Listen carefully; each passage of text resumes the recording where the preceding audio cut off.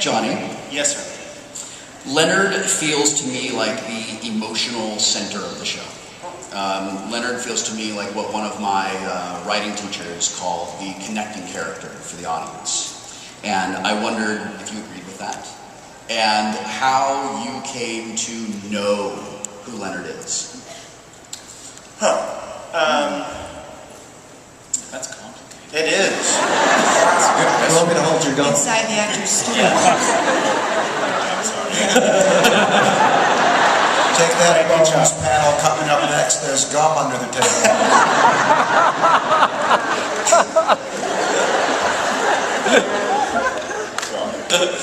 I don't know if geez, I don't know. You can't really have that kind of judgment on on your character, you know?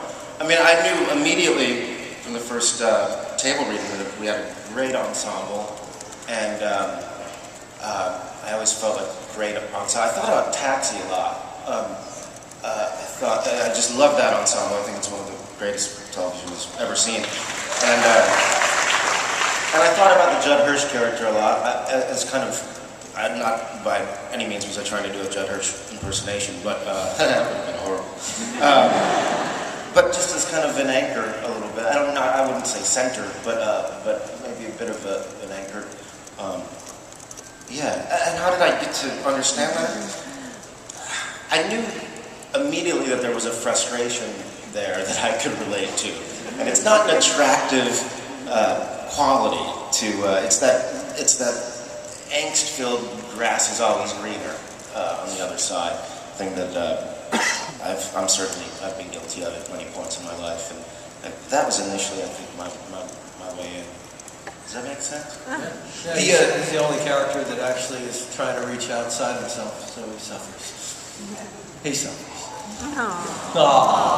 The first episode we see... He exists between two forces. He exists between Sheldon, who's trying to pull him back out of the world, who says we don't need anything out there, and Penny, who says there's a world out here. Come take a look. And he's caught between those pretty powerful forces. It's been wonderful to play him. It's just been fantastic. The first Thank you, and thank you. The first time we meet Leonard's mom just reran recently. My wife and I watched it, and seeing how she deals with Leonard, Leonard just suddenly made so much sense. Yes. So we could really, and it was wonderful. It didn't feel like, it just felt really organic and really natural. And I wondered if you guys could talk about working with Christine Baranski. I was so excited like that in her show, and just what she does with her character and what that's like. Well, I mean, meeting your character's mother is very exciting. It's like meeting a best friend's parent. I mean, there's no better way to get to know a person or a character better than meeting their mother. And she came in guns blaring, and she's just incredible. What? I think that was we're going down the line with this about Christine? Yes. Or his mother? She's just, I've said immediately, she's everything you would want her to be, expect her to be, as somebody who's watched Christine Baranski do things. She's a studious actor. She doesn't, kid around with it. She gets it done. She works till she finds it. It's just, and the way she fits in both with not only us as an ensemble working, but working with the writers, and the way she works with the material, it's just right there immediately. And I don't know, she's very game, she's willing to try whatever they say and confide into you between takes. I feel stupid, which is not only endearing but freeing, and yeah. It's fun. Actually, in the last episode she was in, I actually got to do a lot of stuff with her. We did a scene where we got drunk together, and she said to me, "Should we really get drunk for this?" And I said, "Yeah." And I started laughing. I'm like, she goes, "No, I'm kidding." Then she goes, "No, really, should we?" Is that where Juilliard training? Yeah. I said, okay. That was awesome. Yeah, she didn't ask to get drunk with me, so that was disappointing. But she's just a powerhouse. Some people have the ability in a scene to sort of change the direction of the scene within it. when you're looking at another actor to see that kind of she just steers it in such a masterful way, and she's amazing. I second all of that. Kunal. Bill mentioned a good point. That Yes. One of the things that we talked about early on was that Leonard and Sheldon both have the mothers that the other would have wanted and needed. It's very interesting. Nobody would want my mother. That's actually, That's actually true. yes. I mean, she's so awful you don't even want to see her. That's You can't put her on camera. Now, this is Caroline Susi, who plays Mrs. Wallowitz, told us a story, and she said, "You're never going to believe this. I'm in a restaurant, I'm ordering, someone, just from my voice, I don't know how, says, do you play the mother on the Big Bang Theory?"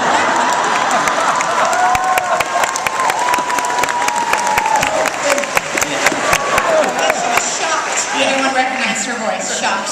yeah. I was in a play. She was in the audience a few days ago, and I just heard. Stop. Where is she?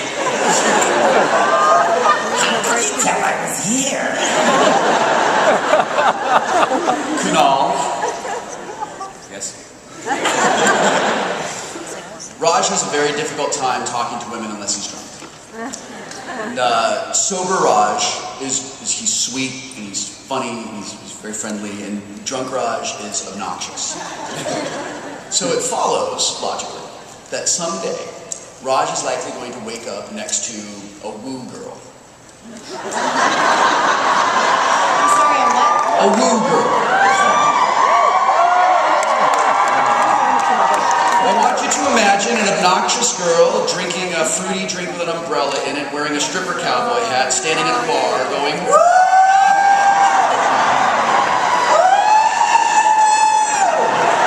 That's a woo girl. So it's likely that drunk Raj would, gravitate toward, someone who is as obnoxious. So I'm wondering if... Oh, that's a bad thing. When Raj wakes up next to this girl, does he care? Does he try to talk to her, or just sort of like do the walk of shame out of his own place? And most importantly, how does he break this to Wallowitz? First of all, I think Raj would want to dress as this girl. He would be the one on the bar with the cowboy hat and the boots, if he was drunk enough. I think the next morning, when he woke up, that's such a good question. God, we done.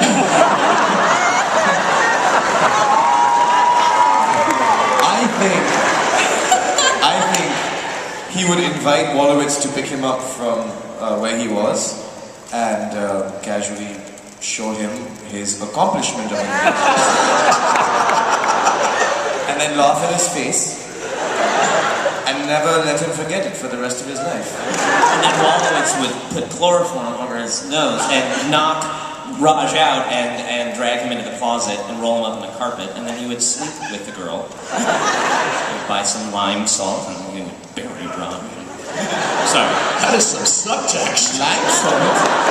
Never mind. What's lime salt? That's unbelievably dark. Okay, my last question. Improv a lot. How's the show? That's the improv you were talking about. No, that's just psychosis. So much. We're learning a lot today. My last question before I open this to the audience is for Jim. Yes, I enjoyed working with you.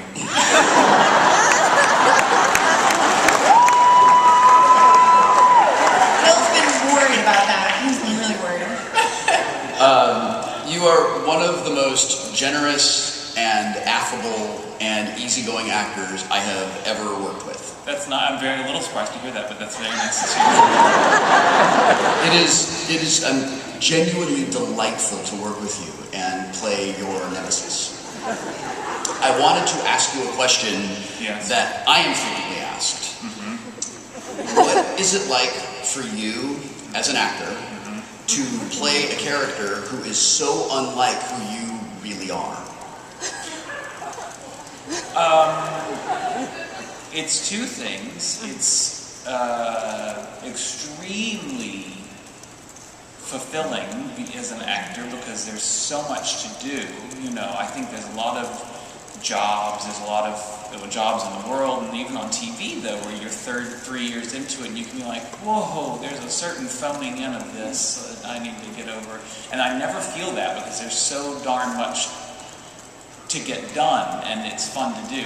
The second thing I'd say is it's surprisingly easy in a lot of ways because of, and sincerely, because of the writing, because it's right there. You know, I think that you get bored with a job or you don't get to do a good job, especially on TV a lot of the times because of if the writing's not up to par. And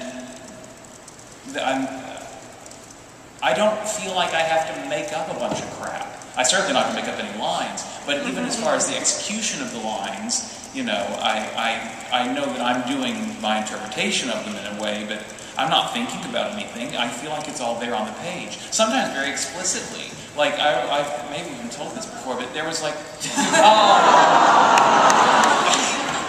I'm serious though, and you deserve an Emmy nomination.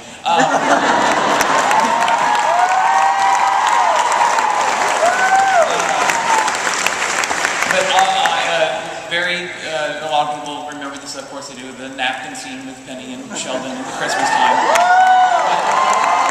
It was a wonderful idea in general, it's a beautiful moment, but written, and we played it lovely. Anyway, it's a good example of what I'm talking about in that it said Sheldon, I will get the words a little bit wrong, but Sheldon opens the box and he sees the napkin and it says, surprised. And then Sheldon says something, and in parentheses next to it says, excited.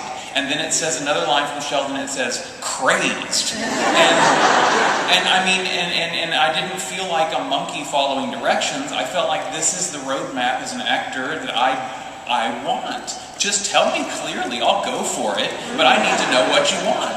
And these writers tell us what they want. So, they're awesome.